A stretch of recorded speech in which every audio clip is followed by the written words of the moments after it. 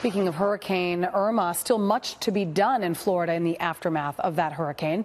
But a terrifying new danger could be lurking in those stagnant floodwaters and damaged water systems as cleanup and recovery efforts continue there. Joining us now on this is Dr. Manny Alvarez, Senior Managing Editor for FoxNewsHealth.com.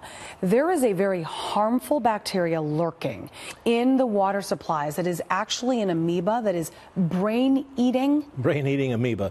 Listen, the unprecedented impact of the storms that we have had with all the floodwaters in quantities that we have never seen, what happened in Texas. This is going to lead to a lot of stagnant water. This is going to lead to a lot of contamination and a potential health hazard that's going to linger for years. You know, even today, since 2005, we're still seeing cases of contaminated water from Katrina. So you can only well imagine what this is going to create in the next 2 or 3 years. Look, the short term, we have health issues when it comes to stagnant water, which is, the sewer, all the bacteria that typically goes with contaminated water, E. coli, salmonella. You're also going to have a lot of contaminated water because of chemicals. You know, this is water that's gone all over the place. There's a lot of, physical plants that have a lot of chemicals and pesticides that contaminate waters. But what you're talking about is this brain-eating amoeba that's been popping up as of late. There's been 143 cases. In the sense of a disease, it's not a lot, but 143 cases is turning out to be a lot. And the problem is that it's almost 99% fatal. Because you get it from contaminated water. Typically, you get it through your nose. So, let's say if you're swimming in a contaminated lake, in a hot spring, or in any kind of pond that you think is safe, no, it's not, especially down in south where the waters are very, very warm.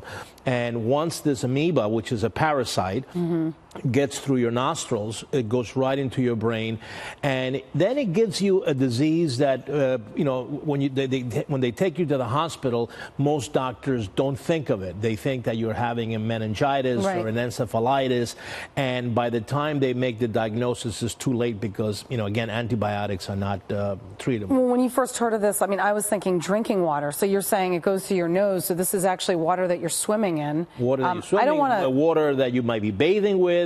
One of the things that we tell people now as people are going back to areas of Florida, let's say your house has been empty for a long time and you have stagnant water in the pipes that have not been running. Or in your swimming pool. Or in your swimming pool. But again, once the systems, the chlorination begins to take place, then the amoeba issue then becomes more relevant to lakes and ponds and hot springs. But if you're going to an empty house, let's say that has not had running water for a long time, the stagnation of small water in the pipes, along with the heat, can lead to this amoeba being present. So that we tell people right now, run your water for at least 15 minutes before you start even thinking of utilizing that water. I don't want to scare people too much. I want them to be aware of what to look for if, God forbid, you are contaminated. Are there symptoms? Because you talk about how the treatment of this is so dire that can you find symptoms early? Well, the symptoms are typical. You get the fever, you get the nauseousness, you get the confusion. How soon after contamination, though, do you start to feel those symptoms? Are they sort of lingering in your system within for a day or so. Probably within a day or so. If you have this ingestion of the amoeba, it goes up to your nose through the nerve fibers into your brain tissue, and then within 2 or 3 days you start seeing inflammation of the covering of the brain and the brain itself, and then it brings all the typical visual disturbances, nauseousness, headaches, that kind of stuff. So it's right now I think for a lot of healthcare systems down in the South.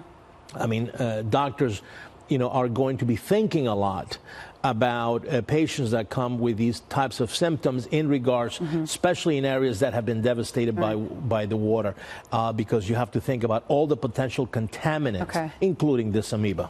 Maybe stay out of the water. Absolutely, for quite some time. Yeah, for quite some time. All right, Dr. Manny Alvarez, thank you. You got it.